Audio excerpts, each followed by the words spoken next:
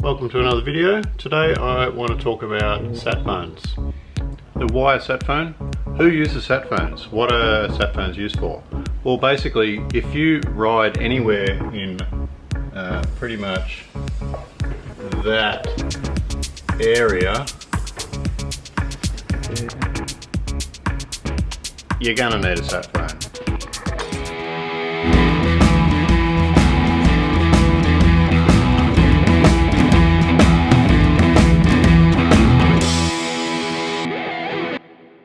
Yes, there are little pockets of coverage, teensy little pockets, but once you get away from major towns or major highways, you got nothing. I broke my collarbone about there on the Simpson. Now, I didn't need it for emergency purposes, but it sure was nice being able to talk to my family that night while I was, you know, licking my wound, so to speak. And I have to say that having used one, it's just like talking on a mobile phone. There is virtually no delay for, you know, something that's sending a signal 20,000 kilometers up, and which is probably getting routed through America and back to Australia and all around the place. It's an amazing piece of technology. And the sat phone I use is an Iridium sat phone. This particular one I got second hand. It's probably an ex-hire one, and it cost me about $600. I think they're about $1,600 if you buy a new one. But the only thing that came with this sat phone when I bought it was the sat phone. There's no cradles, there's no cases, there's no charging leads, there was nothing. These are charged very, very simply via a USB cable. Lift the little flap and it plugs into that port there. The other thing I bought for this was a case, just a very basic leather case. I removed the belt clip on the back because I didn't want it, and now what I find is that this sits quite nicely in my tank bag. So the tank bag is a Enduristan Sandstorm 4X. It's a fairly small one, but the sat phone does sit in there quite nicely. The case just stops it getting scratched. The other way to carry this phone is in a hard case.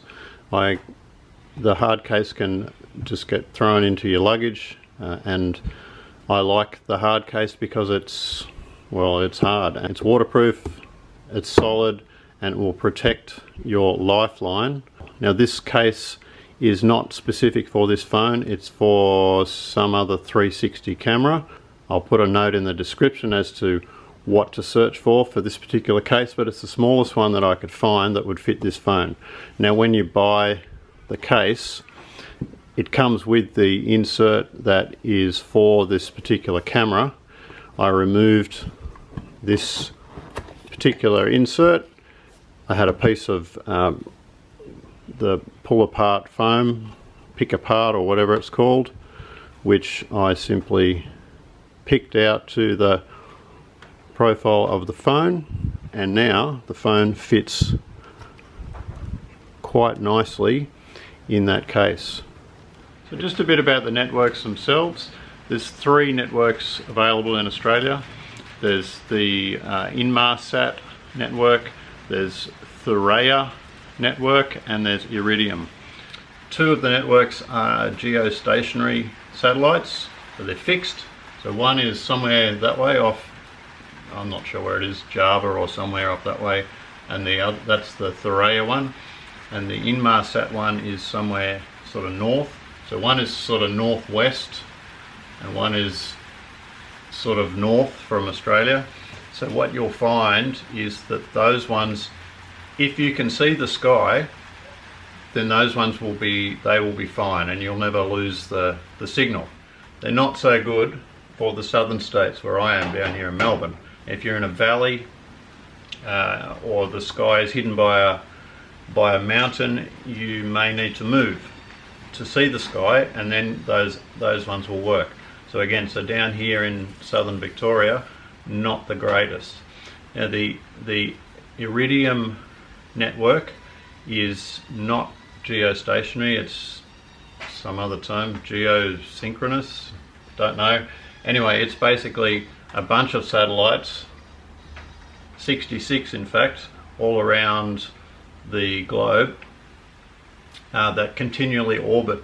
So it's, if you don't get a signal, it's just a matter of waiting. You wait a few minutes and try again, and the satellite will have moved over the top of you more than likely. Costs are another consideration with the sat phones. They can be extremely expensive devices to operate. It will depend on what types of calls, when you expect to be making calls, who will be calling you, all of that. That's what you need to consider. For me personally, going with a company called Pivotel makes your sat phone look like just a standard mobile number, which means that people can call you, well, basically free. So if your mobile phone has unlimited calls, which most tend to do, then it means that mobile phone plan, normal mobile phones can call the sat phone basically for free. Now if you call them, it's a different story, and that will depend on which plan you selected. So calls from the sat phone are basically $2 a minute is what it will cost, but the way that I personally use it is I will send a text message from the sat phone, which is 50 cents, to a mobile, to someone that I know with a mobile, and they will call me back on the sat phone. Then the cost is like nothing.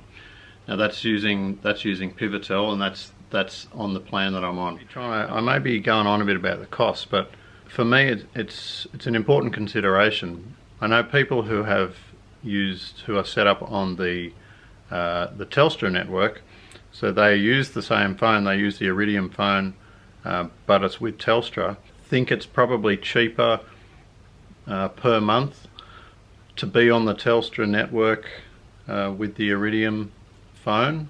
The costs are cheaper, and I think the call costs from the sat phone are probably cheaper. Now Telstra will charge the caller about $2 a minute to call a sat phone, but to charge someone calling you $2 a minute, I think that's outrageous. And that's why I like the Pivotel plan, because the costs are virtually zero. Just thought I'd show you how quickly these start up. Turn it on.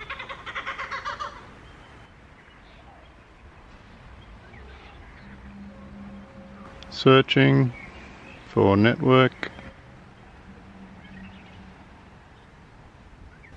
This hasn't been connected for a while. There we go. Registered. It's done. So now I should be able to make phone calls and receive calls. So if I pull out my mobile phone and call this number, it should connect fairly quickly.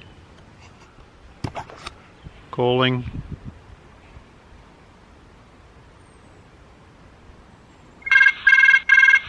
There it is. So straight away it comes through.